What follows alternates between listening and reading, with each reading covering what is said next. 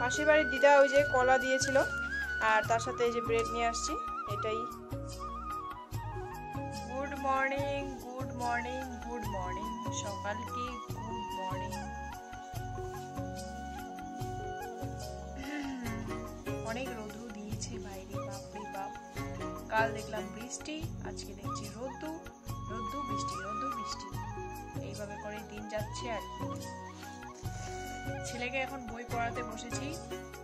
আমার স্নান শেষ, পুজো করা শেষ, এখনো কিছু খাইনি, জল খেয়েছি শুধু, আর কিছু খাইনি।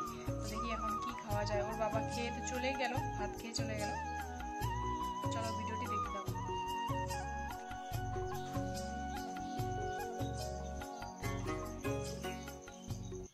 লেখো লেখো লেখো।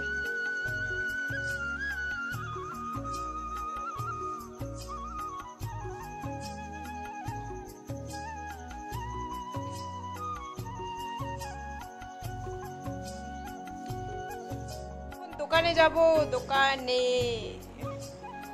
আলু আনতে হবে। আলু আনার পরে ছিল এই সব কয়েকটা পটল, একটা ভাত করলা ছিল এইটুকু, আর একটা ছিল এই যে ভোল। তো আমার কাছে ছিল আদা, আর এখানে 3টে পেঁয়াজ। দেখলে তোমরা এটা ছিল। কি বানাবো ওটাই ভাবছিলাম। এখন যাই দোকানে আলু আনতে, তো আলুটা দিয়ে পটলটা বানাই আর বাকিটা ভাজা করে ফেলবো, বাস শেষ।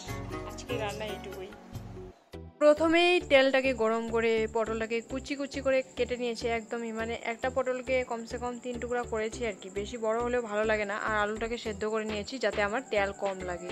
তেলটা আমি বেশি ব্যবহার করতে পারবো না, তার জন্য আমি তেলটা কম করে নেওয়ার জন্যই আমি এখানে আলুটাকে সিদ্ধ করে নিয়েছি। আর দেখো একদমই একটুখানি তেল কিন্তু আমি কড়াইতে দিয়েছি। আর মশলাটা ভাজা হবে কিনা তাই ভাবছি, হয়ে যাবে হয়তো।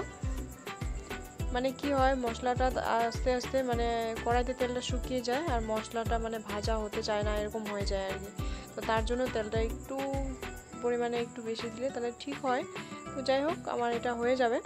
আর এদিকে গ্যাসটাকে স্টিমটা কম করে দিচ্ছি, আস্তে আস্তে হলে ভালো হয়। একবারে মানে হয়ে গেলে মানে ভালো করে হয় না, পুড়ে যায়, এরকম হলে তো ভালো না।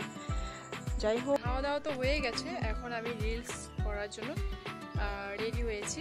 তো চলো এখন রিলসটা করে নিই।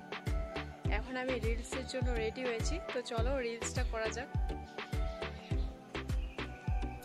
সো বন্ধুরা, রিলস বানানো শেষ, তো আজকের জন্য এখানে রাখছি। আবার দেখা হচ্ছে কালকে তোমাদের সাথে। টাটা।